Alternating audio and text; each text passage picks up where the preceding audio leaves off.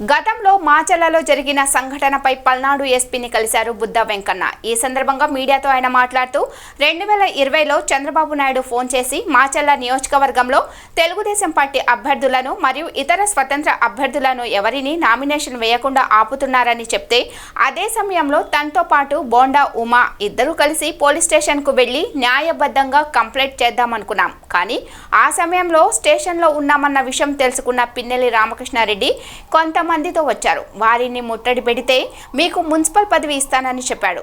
ఈ నేపథ్యంలో తురక కిషోర్ అతని అనుచరులు కలిసి మమ్మల్ని మాచర్ల పట్టణంలోని రింగ్ రోడ్ సెంటర్లో కారులో వెళ్తున్న మా కారుపై పెద్ద పెద్ద బండరాళ్లతో దాడి చేశారని, ఆ కేసుకు సంబంధించి ఎటువంటి స్పందన లేకపోవడంతో ఈరోజు పల్నాడు జిల్లా ఎస్పీని కలవడం జరిగిందని తెలియజేశారు.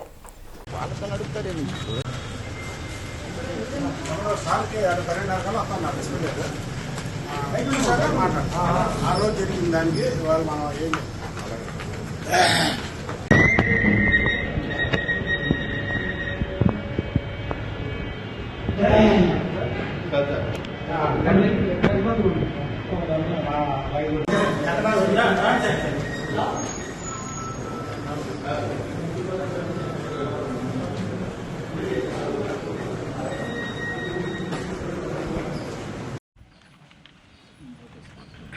అందరికీ నమస్కారం. 11/3/2000 సంవత్సరంలో ఏదైతే మా నాయకుడు చంద్రబాబు నాయుడు గారు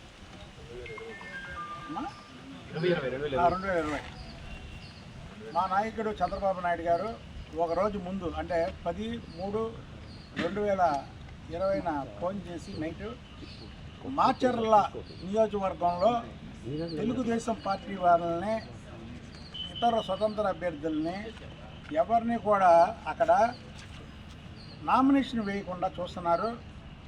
మీరు అలాగే బోండమ్మ గారు అలాగే మిగతా ఒక లీగల్ టీం ఉదయాన్నే వెళ్ళి న్యాయబద్ధంగా పోలీస్ స్టేషన్లో కంప్లైంట్ ఇమ్మన్నారు. అంతే. మేము వెళ్ళి దౌర్జన్యంగా అక్కడికి వెళ్ళి నామినేషన్ వేయించడానికి కూడా కాదు, పోలీసుల వారికి కంప్లైంట్ ఇమ్మన్నారు. కానీ మేము వస్తున్నది తెలుసుకున్నటువంటి పిన్నెల్లి రామకృష్ణారెడ్డి అతని గురించి మళ్ళీ చెప్తాను. అతను ఒక వేలం పాట పెట్టాడు. వేలం పాట అంటే మాచర్ల నియోజకవర్గంలో ఉన్నటువంటి వ్యక్తులను అందరిని పిలిచాడు.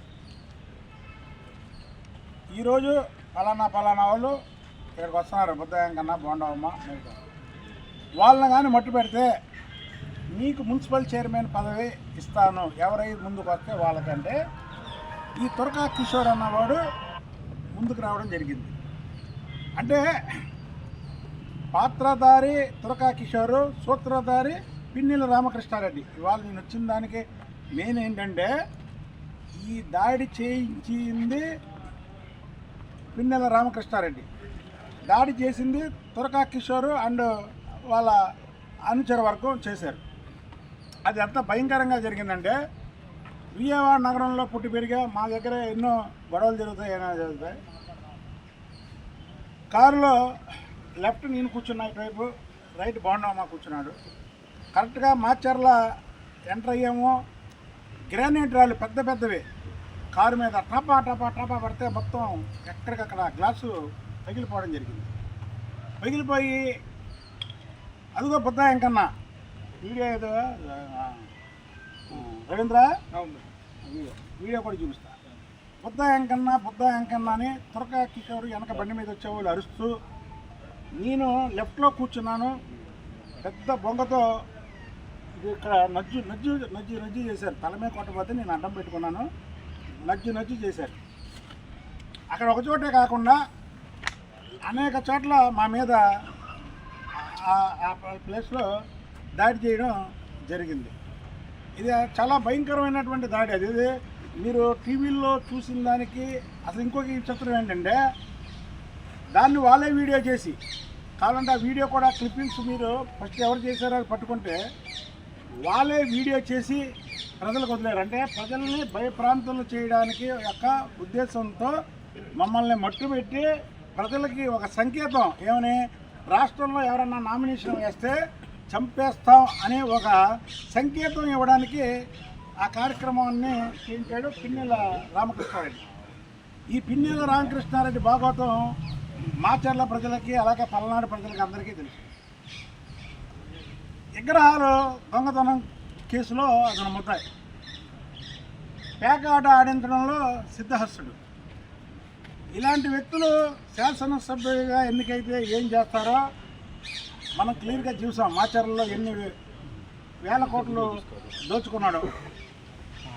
కాబట్టి అలాంటి వ్యక్తులు సమాజంలో తిరగడానికి అర్హులు కాదు. కాబట్టి మేము ఆ రోజు నుంచి మా మీద దాడి చేసినప్పటి నుంచి ఇక్కడ ఉన్నటువంటి ఎస్పీలకి అనేక సార్లు నేను ఫోన్ చేయడం జరిగింది. ఎవరు కూడా స్పందించలా ఈ కేసు మీద. ఎందుకంటే ప్రభుత్వం వాళ్ళది. ఈ పిన్నెల రామకృష్ణారెడ్డి వీళ్ళు ఏంటంటే అధికారం రాగానే పవర్ ఉన్నప్పుడు పిన్నెల రామకృష్ణారెడ్డి, అధికారం పోయి పవర్ పోయిందనుక అతని దగ్గర పిల్లి రామకృష్ణారెడ్డి. ఇవాళ ఎక్కడున్నారు చెప్పండి? మేము ప్రతిపక్షంలో కూడా వీరోచితంగా పోరాడినటువంటి వ్యక్తులు. మేము అధికారం ఉన్నా ఒకటే, లేకపోయినా ఒకటే. మా దగ్గర అధికారం ఉన్నా లేకపోయినా ఇప్పుడు కూడా మా ఒంట్లో కరెంట్ ఉండదు. వీళ్ళకి అధికారం ఉన్నప్పుడేమో ఒంట్లో పవర్ ఉంటుంది, అధికారం పోయినప్పుడేమో పిల్లలాగా పారిపోతారు. మేము అధికారం లేనప్పుడు ప్రజాస్వామ్యాన్ని రక్షించడానికి, నామినేషన్లు వేయించడానికి ఇక్కడికి వచ్చాం. ఆ రోజు కేసులు తీసుకోలేదు కాబట్టి మేము ఈరోజు పిన్నెల రామకృష్ణారెడ్డి దాంట్లో మొదటి ముద్దాయి, సెకండ్ ముద్దాయిగా తురకా కిషోరు అండ్ అదర్స్, అంటే వాళ్ళ పేర్లు మాకు తెలియదు.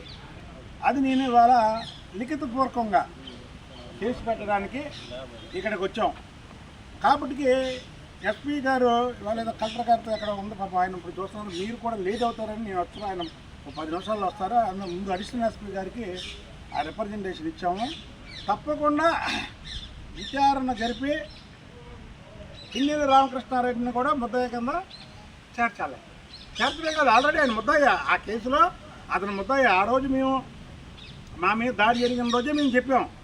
అయితే ఏంటంటే ప్రభుత్వం ఉంది కాబట్టి అతన్ని ఇన్నాళ్ళు కాపాడారు. కాబట్టి పిన్నెల రామకృష్ణారెడ్డి మొదటి ముద్దాయి, రెండవ ముద్దాయి తురకా కిషోర్ అండ్ అదర్స్. అసలు ఆ తురకా కిషోర్ని కానీ అరెస్ట్ చేస్తే మొత్తం భాగవతం అంతా, ఈ ఏలంపాటి భాగవతం కూడా బయటకు వస్తుంది. తురకా కిషోర్ని బయటికి అరెస్ట్ చేస్తే ఈ భాగవతం అంతా బయటకు వస్తుంది. పిన్నెల రామకృష్ణారెడ్డి నిన్న ఒకటే అడుగుతున్నా, నీకు ముంజేతికి మీసం ఉన్న మాచర్ల అంటే పలనాడు గడ్డ మీద వీరపుత్రుడివే అయితే, అంటే ఇది ఒక పౌరుషాల గడ్డ పల్నాడు అనేది. రాష్ట్రంలోనే ఈ పల్నాడు అనేది ఒక ఇది. దాంట్లో నువ్వు చేసిన పని నువ్వు ఒప్పుకో, కరెక్టే.